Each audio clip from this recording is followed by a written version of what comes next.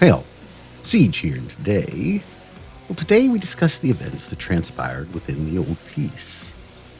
I think it's fairly safe to assume this quest was going to uncover aspects of the past we were not completely aware of, but play through it one time and I'm sure you'll find yourself wondering far more than expected, what exactly did I just see? And you'd be right to do so. But I'm going to do my best to explain the events of the quest and have you consider the fact that we've been lied to by everyone. Because at its core, the old piece describes a far too fleeting ceasefire that represented what could have been. A true partnership between the Sentients and Orokin, but one that would have come at the cost of the Orokin's dominance, something we come to learn they had always prepared for, dare I say were waiting for, so that they could enact their final plan. This is Xenoflora, supposedly the only true alien life form the Orokin had ever come across. A very peculiar little plant that grows on Tau, which is interesting because nothing else appears to, and it is unique in its ability to provide the sentients, machines originally developed to make suitable new worlds for their golden masters, with their own free will, individuality, and as their namesake suggests, sentience. Here our operator is kind enough to pluck one just before engaging in battle within the war-torn trenches of what is supposed to be a new home outside of the Origin system. This confrontation, however, is nothing more than training, and we are introduced here to our operator's sentient partner, Adis, but are at the same time reminded this is nothing more than a memory, and that our operator is, in actuality, residing within the Sanctum Anatomica, jacked into the Lotus's helmet in a very Matrix-like way, with her curiously wondering what we saw. And the answer? Tau. Comes as quite the shock to Lloyd, strangely enough even challenging the notion of filling their head with polluted histories. According to the Lotus, this is the only way they find out some piece of information she feels is required to resist the indifference. And unsurprisingly, the operator agrees to go back in, seeing our first true image of Margulis. A shocking one to be sure. Once back in, a flood of happy memories with Adis followed shortly by being brought to a gleaming Orokin tower, with the visage of Ballast looking like quite the Emperor, bellowing a recording of this treaty with the Sentients. Apparently, at some point in the early stages of the Old War, there existed a short-lived truce that was to be the blueprint for life on Tau, with the Sentients and Orokin living in harmony, learning and growing from each other versus against. This was supposed to gravitate forward, ending the conflict. But on both sides, there still existed hardship. Adis tells us that before the Xenoflora and budding partnership, most sentients were used to build the solar rails, a method developed to travel exceptionally long distances in space, and when exhausted of their usefulness, became parts for it. Now, after an uncouth display of Orokin's snootiness, Snooty? Snotty. Snotty. Okay, Abe. a brief lesson in somatics, and the knowledge that the Seven are potentially coming here, we are then introduced to the other end of the conflict Archimedium Itzem was referring to. The Anarchs, comprised of Grineer and Dax, Orokin soldiers themselves that are not interested in a partnership with the Sentients, and in many cases, the decisions the Seven are considering with the idea of this treaty. And we come to learn why exactly that is. However, just before, we also realize we have a dark passenger aboard this little trip down memory lane. That's the spirit, kiddo. Limb from limb. Shut up! So keep that in mind for later. For now, the danger that exists, the danger we're here for, resides within this old Orokin structure, a world seeder, meant to make the air on Tau breathable, and one they made sure to tell all to stay away from. Now, within the bowels of this sentient graveyard resides the one calling out for help, trapped in a cage of its own kin, and Galastra reveals the terrible truth. First, at this point, it's the Xenoflora that makes the air on Tau toxic. Although I'm not sure that was always the case, but more importantly, without them, the sentients lose their concept of self and revert back to common machines, desiring a command, with the prospect of falling back to the hive mind appearing to be especially bad for them, although this mind is not really expounded any further at this moment. And it's here where we are forced to battle Adis's friend. Unfortunately, we are forced to kill it in what appears to be self-defense. But it's something our companion does not take lightly, and this very well may have forced us back to the Sanctum, where the indifference is essentially waiting at the gates and wants in.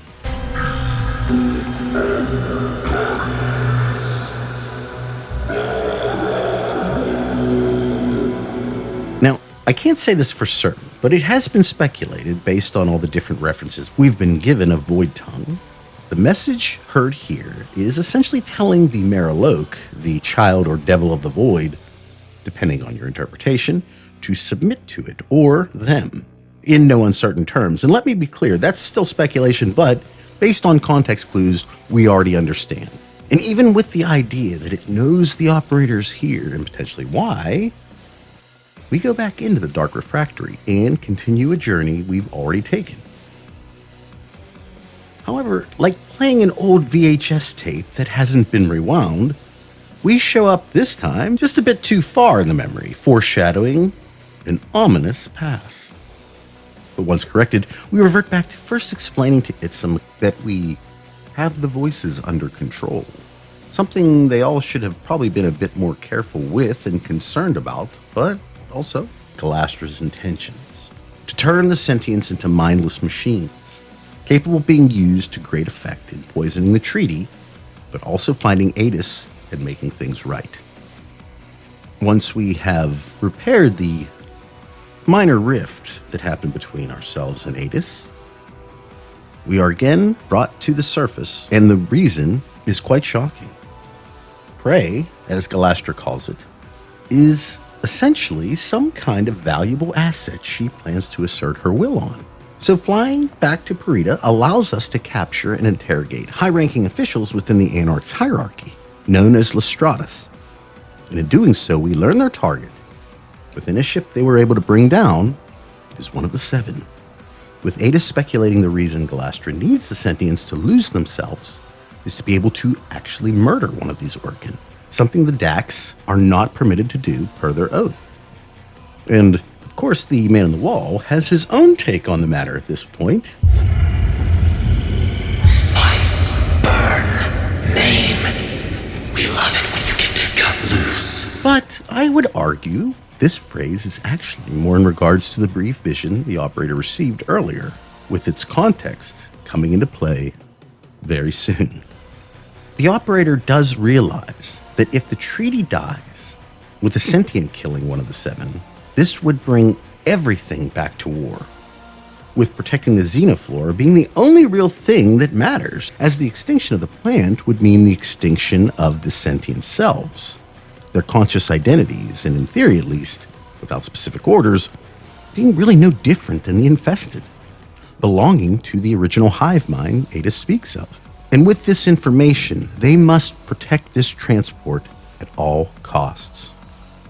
Along the way, they encounter Uriel, the devil frame, who Adis explains was justly bound here by the sentients for doing the devil's work, as he calls it. And because of the situation we find ourselves in at the very moment, we aren't able to ask for any more clarification on the matter. But after making sure the supposed executor on board was safe, the transport reveals the passenger to be none other than Ballas, telling the operator to, interestingly enough, remember this before disappearing and simultaneously having the vision interrupted by the Indifference's assault on the Sanctum, even reverting the Kavia back to their pre-Jahu Gargoyle mindsets, with Lloyd pleading for the tenno to end the usage of the refractory, as it could very well allow the Void to take them, as Lotus had made mention of when she first arrived here in the Sanctum Anatomica.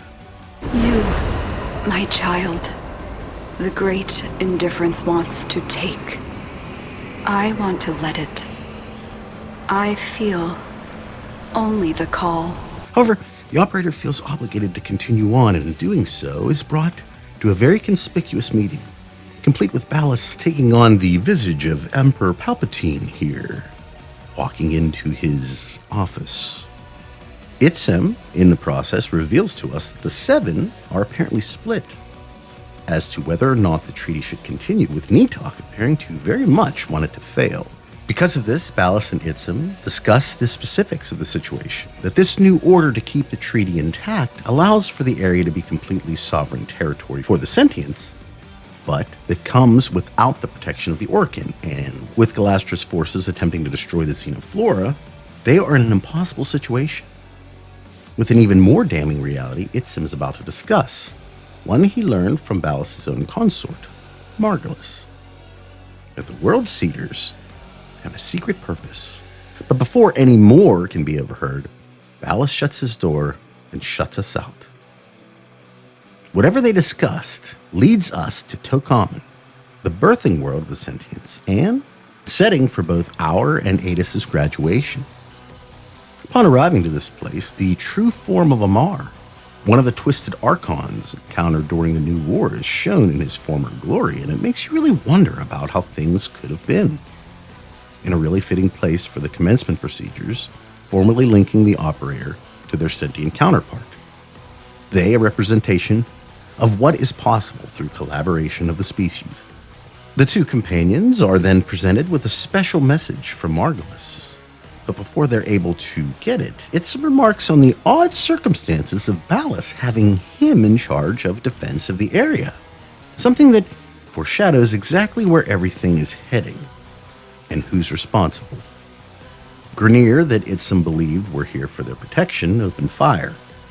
And even with the operator holding them off, Itzem's ship is destroyed, appearing to kill the sentient Archimedean. These forces being grown by Executor Nitokh and her confidant, none other than the current proto-frame, Roth.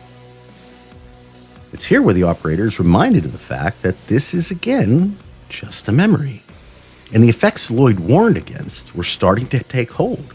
Not to mention, the other makes his presence felt as well. Just can't keep them alive, can you, kiddo? Everyone who cares for you ends up dead. And as things continue to deteriorate, Adis and the Tenno view the message Margulis supposedly sent. Galastra tried to steal the life of my love. For that alone, she deserves death. But the complete extinction of the Tau blooms, which she plans to bring about, would hurl us back into a state of war. With the collusion of Executor Nitokh and her lackey Roth, she has sequestered herself and her followers within the World Seeders, the armored Zariman Ova of old. But they have a flaw, a destruct sequence. This Ayatan holds the trigger codes. Deliver it to the World Seeder's heart and turn Galastra's fortress into her funeral pyre. I saw part of the message. I seem to have found it. This is our most desperate hour. Help me, Obi-Wan Kenobi. You're my only hope. Instructing them on how Nitokh and her group had confined themselves to the World Seeders, the egg-shaped structure from the opening mission, and her plan is to access their destruct sequences, in theory destroying the Separatists en masse and crushing the largest force still fighting against the treaty. This leads us to the Zariman 5-9, and the plan to take out Galastra is halted by an Ascaris-controlled Protea, something that apparently puts a great strain on the user, and is why the Tenno are unique in their ability to truly command Warframes, as well as enhancing their own innate gifts. And while larger, a gameplay choice so that we can actually see them better. These Warframes are obviously comparatively much weaker than the operator-controlled variants, falling quite easily in their attempt to halt our progress. What is able to stop us in our tracks is a sudden realization accompanied by a surprising visit from Lloyd. Only now do we remember what's about to happen, and as Lloyd states, "You're not on Tau. This is a memory. It happened. And I'm so sorry, but we can't change any of it."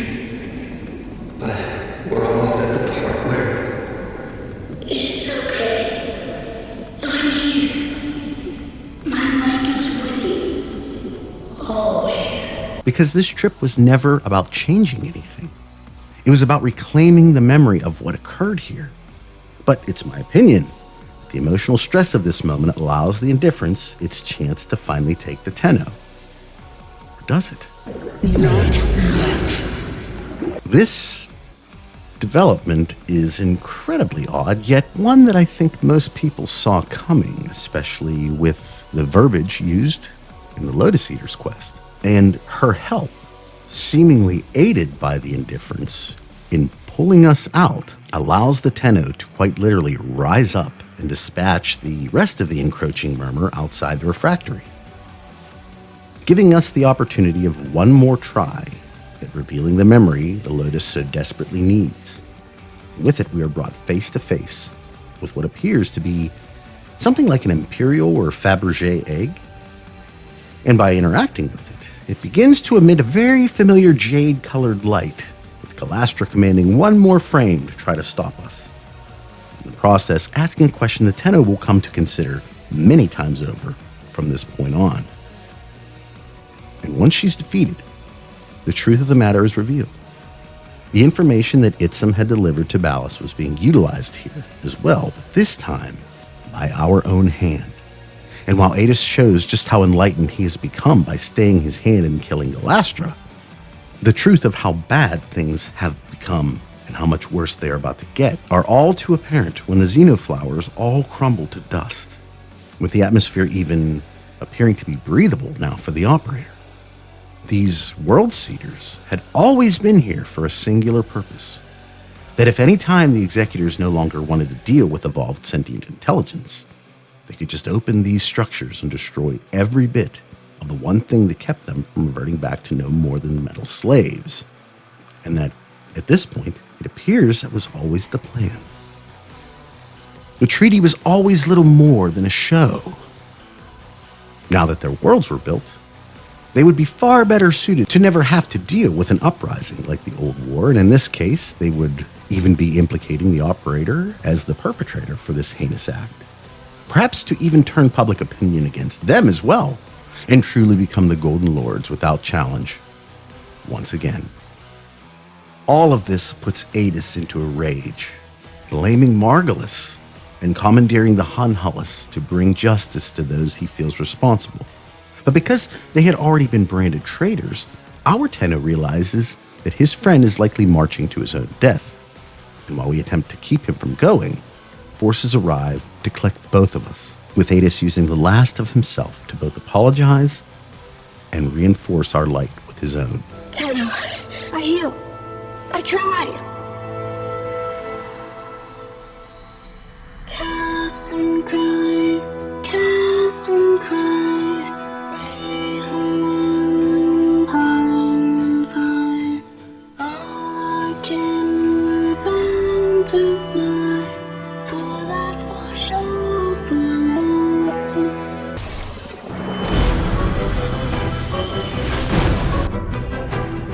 Allowing the operators to once again become heralds. Hey, lose your light? Here, you can take mine.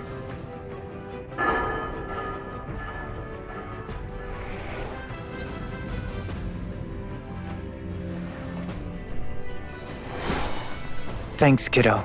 I think I will. This gift, though, takes all Adis has left, fully transferring the rest of his own to us before passing. If you've ever wondered what Quinn meant during Angels of the Zariman, We changed. Oh, we drew power, but from a very different source. You have noticed it's not just the reliquary that can work miracles with the void, yes? I wonder, do you even know just how brightly you shine? well, wanted to know more. And with Valder's explanation of what had happened, the betrayal involved, well, it's far too much for the tenno to deal with. Did you know? Yes. I was meant to make sure. But I couldn't, Tenno. Bury him. Oh. But I meant to take him back to Tauron Academy. I wouldn't do that. ditching the more benevolent Excalibur Prime frame for something far darker, far more appropriate for the task at hand, and as such, begins a solemn journey that leads us straight to hell in the devil frame, Uriel. Now, if you've ever wondered what Nessie meant when talking about the operator's true power in Isleweaver. Do you remember the Zariman? How much you learned once the restraints were taken off. Think what we could do here, together. Before, wonder no more. The Tenno's assault on this Orokin tower can only be described as horrific. Screaming out at Ballast the entire time, killing everything in their path, just as the Indifference made mention of earlier. Slice, burn, maim. We love it when you get cut loose. Even Cephalon Daklo has his day in court. Make no mistake, the operator's next line was them at their most sadistic, harkening back to Rel's other in the Chains of Hera. Rap, tap, tap! You'll let me in, little piggy! Rap, tap, tap. You'll let me in, little piggy. But consider, if this is a memory, who really said it first? Destroying Ballast's chamber door reveals the unfortunate truth that he is gone, but Margulis, surprisingly enough, still remains, and explains that Ballast had masterminded the plan, something that they had already realized, and further that she would take the punishment for what had occurred here in their stead, desiring to place them in the dream in order to keep the voices from taking hold, with a familiar sleepiness appearing to come over the operator at this exact moment. And with this, the operator then emerges from the Dark Refractory's waters and apologizes for what he perceived Margulis had been through.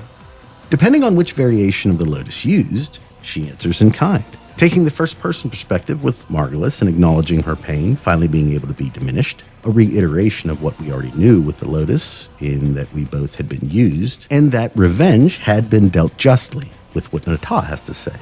But all three at the end have them looking up, with the Lotus reiterating Entradi's exact words from the Hex Quest. Come, now. Murmur expelled. Tau is in sight. Tau is in sight. It will not be the place that you or I remember. Now, the old piece proves unequivocally the true level of depravity the Orokin possess, and further how desperate they were to keep control of all they preside over. The fact that the sentients were always just an order away from having their newfound intelligence stripped and being reverted back to no more than drones or worse, depending on the mindset of the hive mind that Adis mentioned, is terrifyingly Orokin. In fact, we learn a lot about their society, that they were in no way unified. Rather, infighting between houses loyal to specific executors was a common thing, and often encouraged, although not publicly.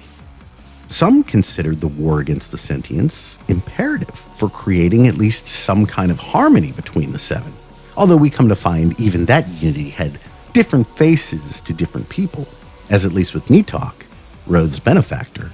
Her idea of Orokin harmony was to remove them all in their entirety, with what occurred in this quest, the attempt on what we'll come to find is Ballas's life, to be the first part of her grand plan, one that was almost laughably created on a whim. Her madness was seductive because it was obvious.